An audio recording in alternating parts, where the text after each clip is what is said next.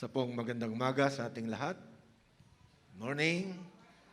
Sa lahat po ng naririto sa loob ng church. Sa nga pong malakas na palakpak. Ayan, para naririnig ng mga nanonood. Lahat din po ng nanonood sa live streaming ngayong araw na ito. Bago po tayo mag-umpisa, tayo po ay sumandaling manalangin. Ama naming Diyos na makapangyarihan sa lahat, muli po kami ay nagpapasalamat sa umagang ito, O Diyos, sa pagkakaloob mo sa amin ng oras upang muli sambahin ka sa Espiritu at katotohanan at mag-aaral ng iyong salita. Dalangin namin, O Diyos, pangunahan mo pong bawat isa. Bigyan mo po kami ng sapat na katalinuhan upang amin pong may sa isip, may sa puso, at higit sa lahat, amin pong may sa buhay ang pag-aaral ngayong umaga. Purihin ka, O Diyos, ito po ang aming samot dalangin sa pangalan ng Panginoong Hesus. Amen and amen. Yan. So napakaganda po ng sinasabi ng awit kanina. Even if we do not see it, God is still working. Kahit hindi natin nakikita, sa minuto, sa segundo, sa araw-araw, sa taon, nandyan pa rin ang Diyos at siya'y patuloy na kumikilos. Yung kanyang kapangyarihan ay tuloy-tuloy na nasusunod sa mundo, sa universe. Even when we do not see it. And even when we do not feel it, hindi man natin nararamdaman, tuloy-tuloy pa rin na gumagawa ang ating Panginoon. Noon pong lalangin ng Diyos ang langit at lupa, kasama po sa nilalang ng Diyos ay yung oras. Yan. Nung hindi pa po nilalalang ang universe, ang mundo, langit, lupa, ay wala pa pong oras. Kasi ang Diyos natin, sabi sa banal na kasulatan, is from everlasting to everlasting. Walang pasimula, walang katapusan. Nasaan ang oras doon?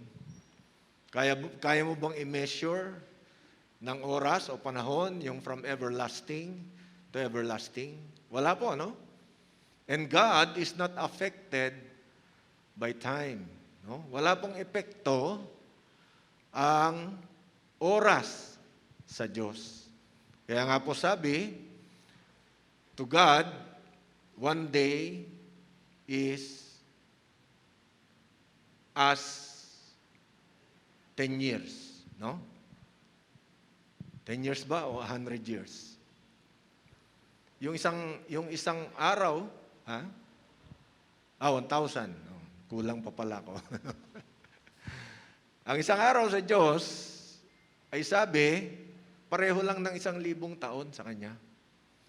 Pero yung iba, ginamit nila yung isang araw at 1,000 taon na measure of time, Hindi po. Ang sinasabi lang po doon, walang epekto ang oras sa Diyos. Hindi po, pag lumipas ang isang araw, sa Diyos 1,000 taon na yon. Hindi po. Hindi po ganun yon. At tumagal man ng 1,000 taon, sa Diyos isang araw lang katumbas nun. Hindi po siya ganun talaga ang sinasabi. Ang sinasabi po nung talatang yon ay walang epekto ang oras sa Diyos. Tayo lang naman po talaga ang naapektuhan ng oras. Isipin po natin, mga kapatid. Halimbawa, hindi po nilalang ng Diyos ang oras nung lalangin niya tayo. Tapos tayo may usapan, magkita tayo. Kailan? Siyempre, kung walang oras, walang araw, walang linggo, walang taon. So, kailan kayo magkikita? Di ba? So, napakahalaga po ng oras. So, ang ating pong tatalakayin ngayong umaga, ayaw lumipat. Again. Yan. The importance of time and how to use it. No? Ang ating pong verse ay matatagpuan sa aklat ng Ecclesiastes, chapter 3, verses 1 to 8. No? Basahin ko po yung verse 1. Basahin niyo po yung susunod, salitan po tayo. No? Sabi po sa verse 1, "For everything there is a season and a time for every matter under heaven." Verse 2, ready, begin.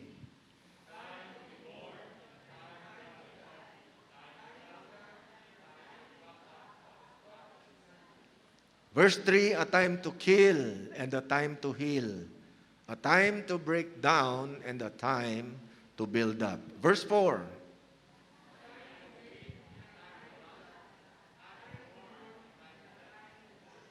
verse 5, "A time to cast away stones and a time to gather stones together. A time to embrace and a time to refrain from embracing." Verse 6,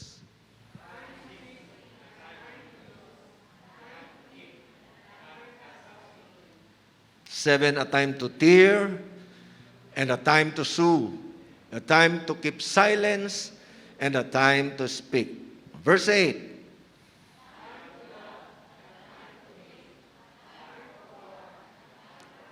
yan, makita po natin dyan mga kapatid, ano? Isang example na lang. A time to embrace and a time to refrain from embracing. Bawal na ngayon mag-embrace, di ba, mga kapatid? Kaway-kaway na lang tayo. Bakit? May pandemya eh. May COVID-19. So yan po ang napakagandang example, no? Before, nung pandemic, pag nagkikita kayo, ng mga magkakaibigan, beso-beso. Ngayon bawal na. So there is a time to embrace before the pandemic and a time to refrain from embracing. Kasi meron na ngang pandemic. No? Kung kailan pwede na uli na mag-embrace o beso-beso, hindi po natin alam. Ano ho? Later. But we know na darating ang panahon, mawawala din po yan. No? So what can we learn about these verses that we have read? Ano bang pwede natutunan po natin dito? Unang-una po, number 1, time is valuable. No? Mahalaga ang oras. Ang sabi nga po ng kasabihan, time is gold. Di ba? Kinukumpara yung oras sa isang ginto. Pero ano pong kaibahan ng ginto sa oras? Yan. Ang ginto, kahit saan mo yan ilagay, kahit saan mo itapon, yan po ay hindi nag-i-evaporate. Ginto pa rin yan. Ano? In fact, pwedeng mag-last ang ginto ng forever. Why? Kasi ginamit ng Diyos doon sa New Jerusalem. Ginamit niya bilang kalsada, yung gold. Di ba? Pag tayo ay nandun na sa piling ng Diyos sa bagong Jerusalem, lalakad tayo sa kalsadang ginto. Amen? So, pwede natin sabihin talaga na gold will last forever. Kasi nandun na yung forever eh. Yung Jerusalem. No? So, time is valuable. Anong sabi sa Ecclesiastes 8, verse 5? "Whoever keeps a command will know no evil thing." Ito may kasama sa pagsunod. Ano? Sa utos ng Diyos. "And the wise heart will know the proper time and the just way." Napakahalaga po na malaman natin yung proper timing. Proper time. Ano ba dapat na oras natin dapat ginagawa ang mga bagay-bagay? Pag wala po sa timing, may delikado. Ano ho? Lalo na yung pagre-release ng tubig sa dams. Dapat naka-timing po yan. Ano ho? Kasi pag hindi po yan nag-release sa tamang panahon, ay mas lalong maraming mamamatay na tao. Bakit? Pwedeng mabasag yung pader ng dam at lalong walang kontrol sa baha. Ano ho? So, ganun po yun. So, yung timing, napakahalaga. Time is very valuable. Ecclesiastes 8:6. Ang sabi dyan, for there is a time and a way for everything, although man's trouble lies heavy on him. So, inulit na naman, there is a way, there is a time for everything. Sa lahat ng panahon, may dapat timing po yan. Ano ho? Sa aklat po ng Santiago, James 1:25, but the one who looks into the perfect law, the law of liberty, and perseveres, being no hearer who forgets, but a doer who acts, he will be blessed in his doing. Tingnan po natin, ano ho? Yung difference na naman ng isang taong nakikinig lang, no? At sa isang taong ginagawa niya yung kanyang napakinggan. Ano sabi diyan? He will be blessed in his doing. No? Kahit kabisado mo ang Biblia, kung wala ka namang sinusunod kahit isang talata, wala pong epekto sa iyo yan. Amen? Hindi mababagong buhay mo. Hindi ka magkakaroon ng kaligtasan kasi hindi ka sumusunod. Pero ang isa, na doer, who acts, he will be blessed in doing. Deuteronomy 5:29. Ano sabi diyan? Oh, that they had such a heart as this always, to fear me and to keep all my commandments. Alalahanin natin mga kapatid, ang sinabi po sa banal na kasulatan, the fear of the Lord is the beginning of wisdom. No?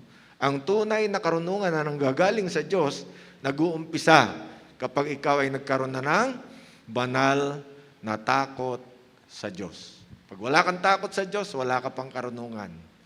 Kahit sa standard ng tao, ikaw ay isang genius. Napakagaling, no? Minsan nakakalungkot, no? Yung mga taong matatalino, sila pa ang hindi sumasampalataya sa Diyos. Dahil akala nila, sila ngayon napakatalino, alam nilang lahat. Yung pala, marami pa silang hindi alam. No? Kaya hindi sila sumasampalataya na may Diyos, kasi matalino nga sila. So ano pong dapat? Fear me, sabi ng Panginoon, and keep all my commandments. Of course, kasama po dyan ang pagpapahalaga sa oras. Ano pa, yung kadugtong niyan? That it might go well with them and with their descendants forever. No? Tingnan nyo ang pakinabang, mga kapatid. It will go well with them, with their descendants forever. Yun na naman, no? Kaya nga may buhay na walang hanggan, kasama po yan eh. It will go well with them, with their descendants. Hindi lang tayo, no? Damay pa yung ating mga kamag-anak. Yung mga susunod sa atin na henerasyon. Yung descendants natin. At yung pakinabang ay forever. Number 2, ano pa ang nakikita natin dyan? Time is short. No? Maiksi ang oras. We must maximize the use of time. Alam nyo, pag nandun na tayo sa piling ng Diyos, wala na naman pong time. Wala na naman po. Kasi ano pang gamit ng oras, wala ka nang hihintayin, ikaw ay nabubuhay sa piling ng Diyos forever. No? So, anong gamit ng oras? Wala. Wala na. No? Di mo na alam kung ilang taong ka na nasa langit, no? Na nagpupuri, umaawit sa harapan ng Diyos, sumasamba sa Diyos. No?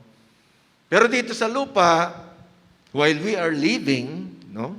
Habang tayo nabubuhay dito sa lupa, we must maximize the use of time. James o Santiago 4:14. Yet you do not know what tomorrow will bring. What is your life? For you are a mist that appears for a little time and then vanishes. Tingnan niyo po kung saan ikinumpara yung ating buhay dito sa lupa, yung ating physical life. Para lang daw usok, no? Di ba, pag nagpapakulo kayo ng tubig, lumalabas yung usok, yung steam, lumalabas. Nagtatagal ba yon? Hindi po. Paglabas na ganon, maya-maya lang, wala na. Yun po ang comparison. You are a mist that appears for a little time and then vanishes. No? Ganon daw kaiksi ang oras na binigay sa atin ng Diyos dito sa lupa. So gawin po natin kapakipakinabang, no? Ang bawat segundo, ang bawat minuto, ang bawat oras, no? So hindi natin alam, no? There is uncertainty. Pag pinag-uusapan ng oras, uncertain. Kasi hindi natin alam hanggang kailan ba tayo. Ano pa ang mga bagay-bagay na hindi tayo nakakatiyak? Beauty is uncertain. No? Ang mga taong binigyan ng Diyos ng magandang mukha, yan, lalo na pagbata pa, no? Yung iba nga, kahit tumatanda, maganda pa rin. Na maintain nila yung kanilang beauty. Ano? But, even then, beauty is uncertain. Ang sabi sa Proverbs 31:30, charm is deceitful, and beauty is vain. But a woman who fears the Lord is to be praised. So ano dapat ang ating pinag-aaksayahan ng panahon? No? Hindi naman pinag-aaksayahan. Ano dapat ang pinagbibigyan natin ng panahon? Yung takot sa Diyos.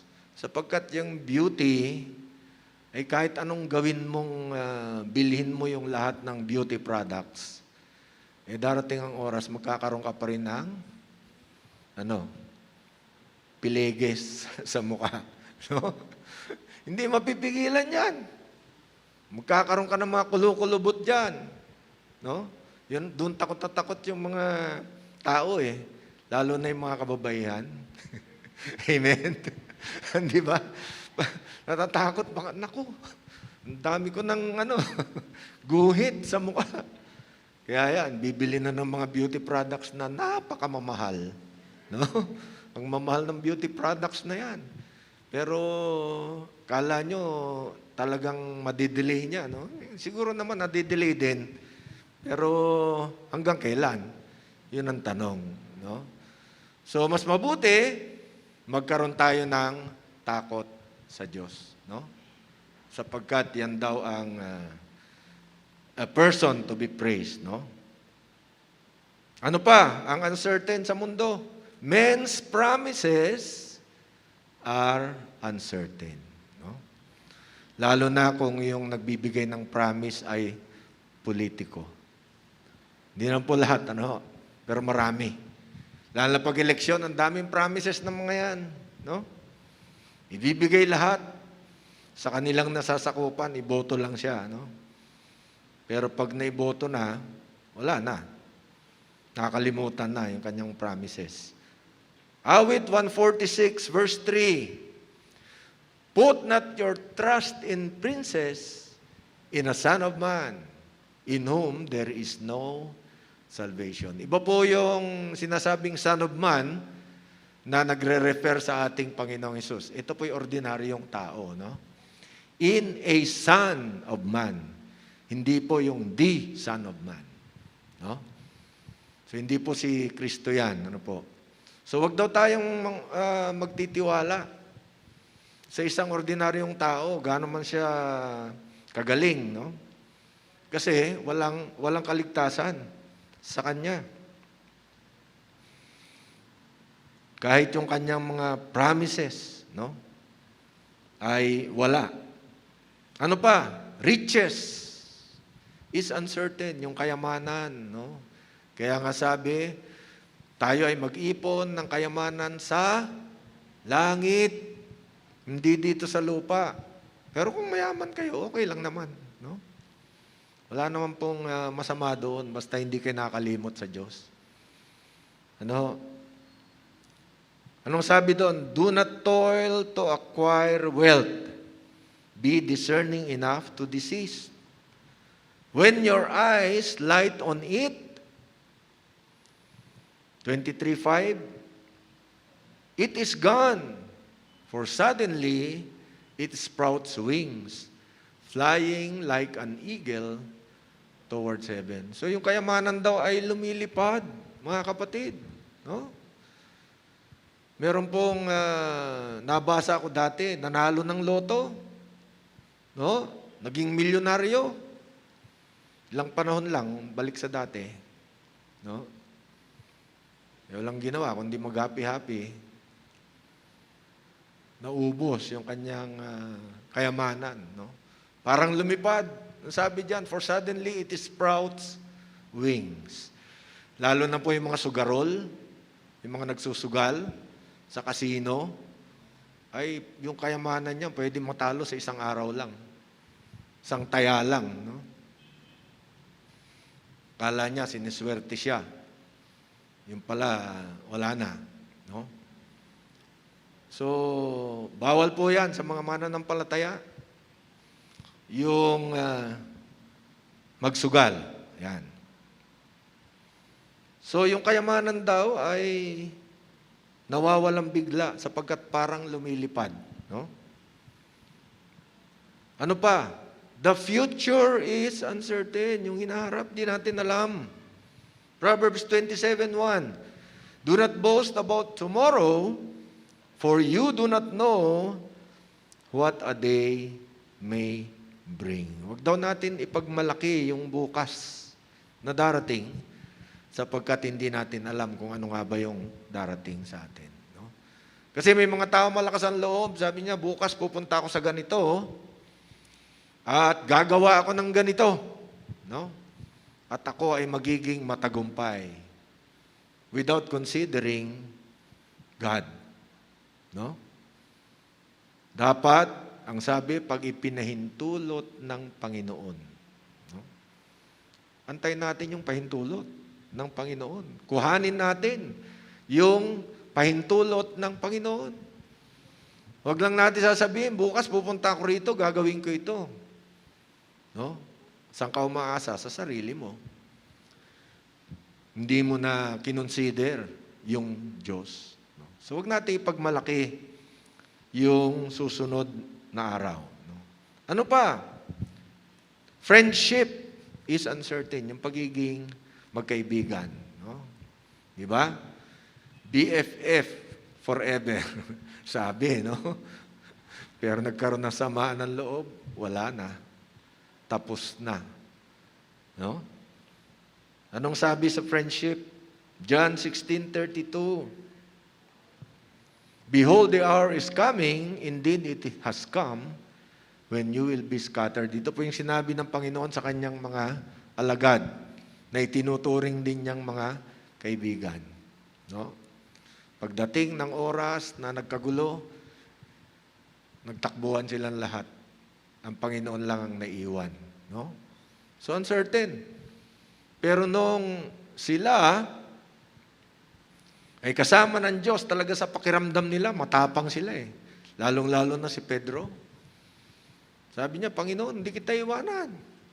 Kahit ako mamatay, kasama mo, hindi kita iiwan.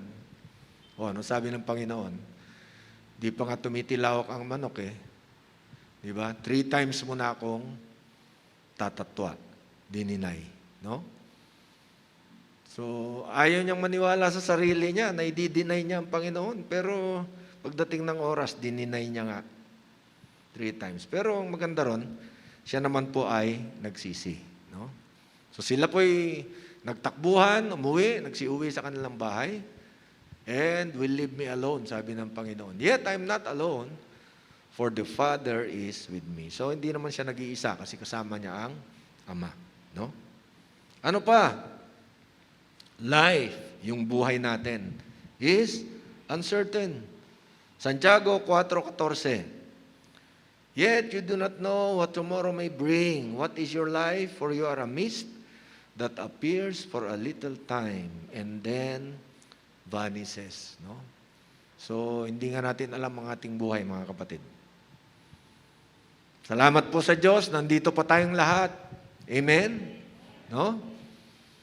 Sino sa inyo nakaramdam na parang kinukuha na siya? Ewan ko kung may nakaramdam sa inyo, no? Mahirap po pala. Nakaka-nervyos din.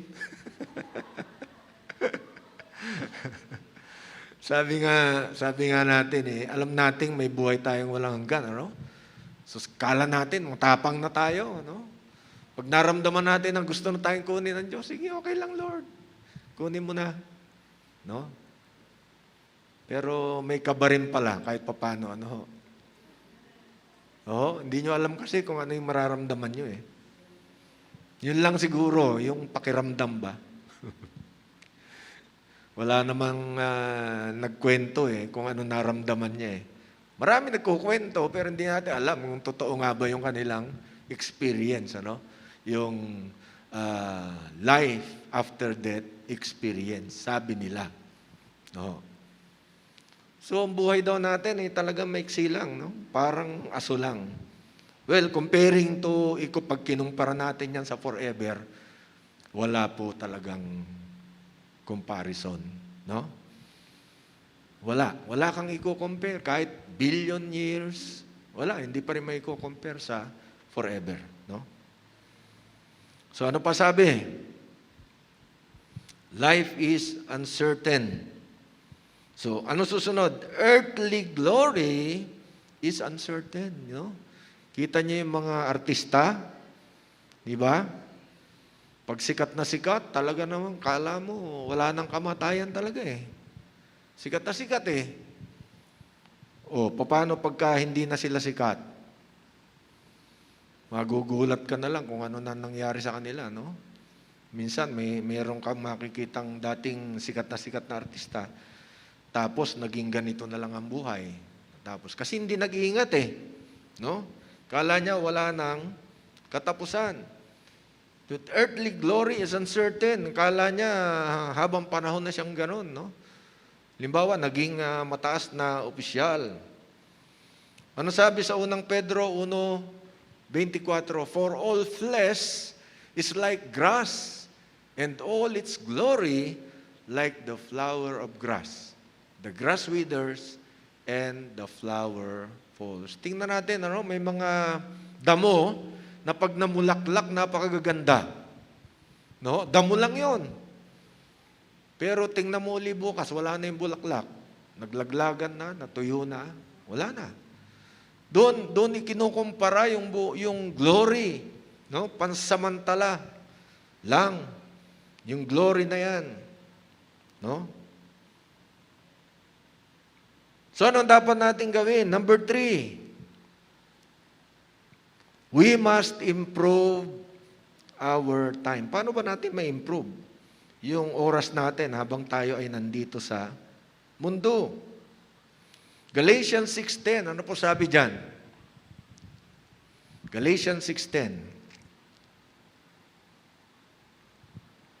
So then, as we have opportunity, let us do good to everyone, and especially to those who are of the household of faith. Habang may pagkakataon tayo, mga kapatid, ano daw ang dapat natin gawin? Gumawa tayo ng mabuti. Kanino? Sa kapwa. No? Lalong-lalong na sa ating mga kapwa, mananampalataya. Let us do good all the time that we are here on earth. Habang tayo narito. Luke 10:36. Which of these three do you think proved to be a neighbor to the man who fell among the robbers? So ano daw ang dapat nating tularan, no? Alam natin ang kwento na to, no? Hinold up, pinagnakawan, no? Iniwanan, half dead. Naghihingalo na nung iniwan, no? Muntik na mamatay. Pero maraming klase ng tao yung dumaan, no? 3. Yung 2, lumihis lang ng daan, no? Pero yung isa ay tinulungan ang taong ito. So sabi ng Panginoong Hesus, sino ba sa palagay mo ang nagmamahal sa kanyang kapwa? Doon sa 3. So sabi niya, yung tumulong. He said, the one who showed him mercy. And Jesus said to him, you go and do likewise. So gayahin mo yung ginawa ng taong yan. Magpakita ka rin ng awa, tumulong ka rin sa iyong kapwa. Galatians 6:2. Ano pa sabi? Bear one another's burdens and so fulfill the law of Christ. Paano natin matutupad yung batas ng ating Panginoong Hesus? Magdalahan tayo ng daladala ng ating kapwa. No? Kapag ka nakikita natin yung ating kapwa ay nahihirapan sa pagdadala ng anuman, whether literal or physical man yan o spiritual, anong dapat natin gawin? Tulungan natin siya sa pagdadala. No? Spirit of bayanihan, di ba? Nung araw, nung mga bahay, kubo-kubo pa lang sa probinsya, pag gustong ilipat, binubuhat yung buong bahay. Tulong-tulong, yung isang barangay, no? Kayang-kaya namang gawin. Talagang pag nagsama-sama yung tao, kaya nilang buhatin ng isang kubo. Kubo lang naman yan eh. So sabi, bear one another's burdens. Makitulong tayo. Kung nagdadalamhati, makidalamhati tayo sa Kanya. Para maibsan man lang kahit papano yung Kanyang pagdadalamhati. No? Number 4. Anong sabi? We must consecrate our time. Anong ibig sabihin ng consecrate? Dedicate our time to God. Awit 27:4. One thing have I asked of the Lord, that will I seek after, that I may dwell in the house of the Lord all the days of my life, to gaze upon the beauty of the Lord and to inquire in His temple. Ang ibig lang sabihin to mga kapatid, tayo po ay matutong maglingkod sa Diyos habang tayo ay nabubuhay. Para yung ating time maging quality time palagi. Kapag ang ating oras ay ginugugol natin para sa Diyos, dedicated to God, ano man ang ating ginagawa, no? Nagiging maayos po yung oras na yan. And sa 2 Chronicles 15:15, and all Judah rejoiced over the oath, for they had sworn with all their heart, and had sought Him with their whole desire, and He was found by them. And the Lord gave them rest all around. No? So sila po ay nangako, no, ng oath sa pamamagitan ng kanilang puso.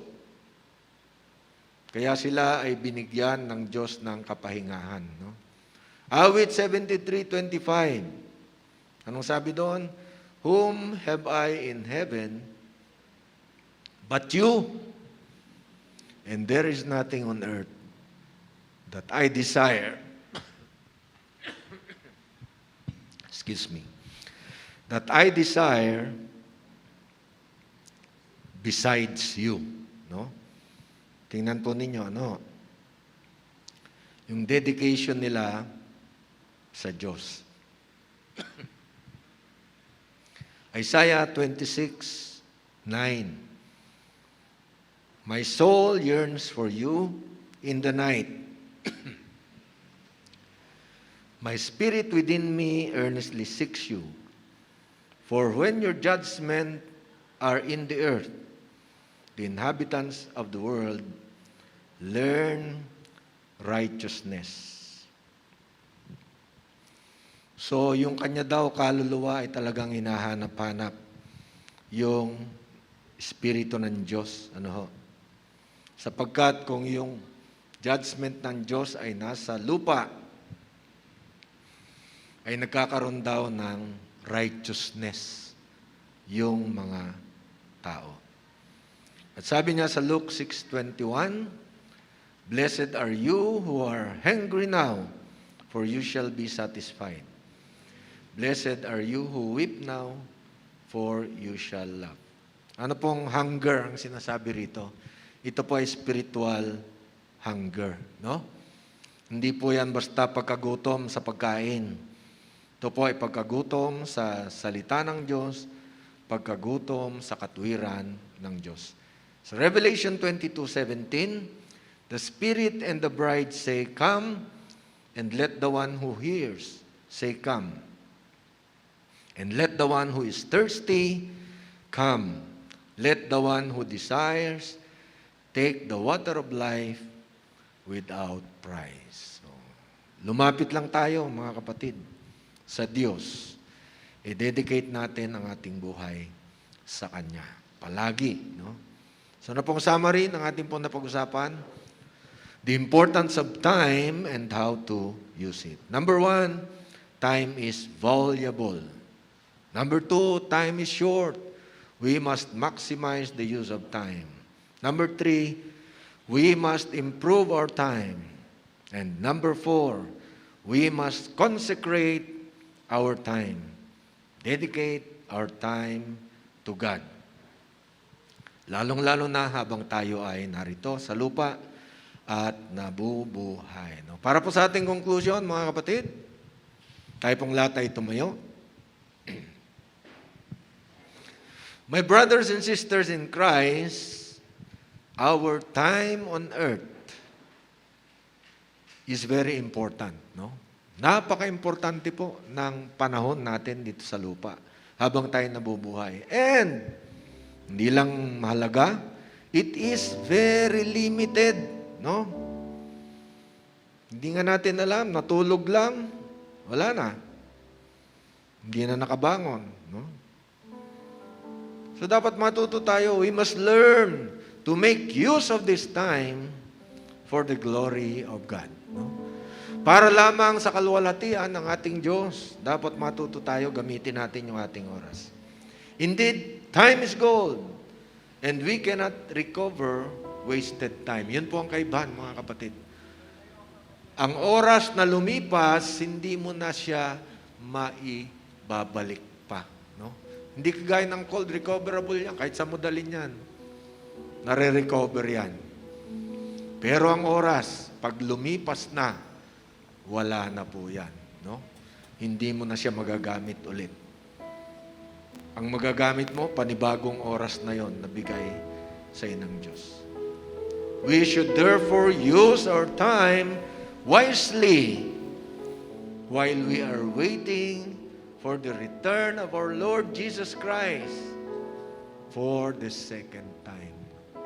Habang tayo po ay naghihintay sa muling pagbabalik ng ating Panginoong Hesus, gamitin natin ang ating oras para lamang sa Kanyang kaluwalhatian. To God be all the glory.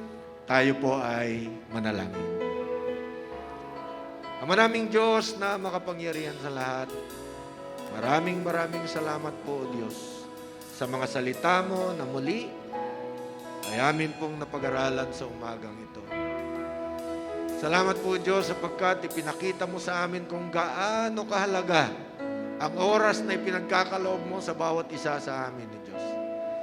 Wala pong lamangan, Panginoon, ang isang segundo, isang minuto, isang oras, sa bawat tao ay para-pareho lang po.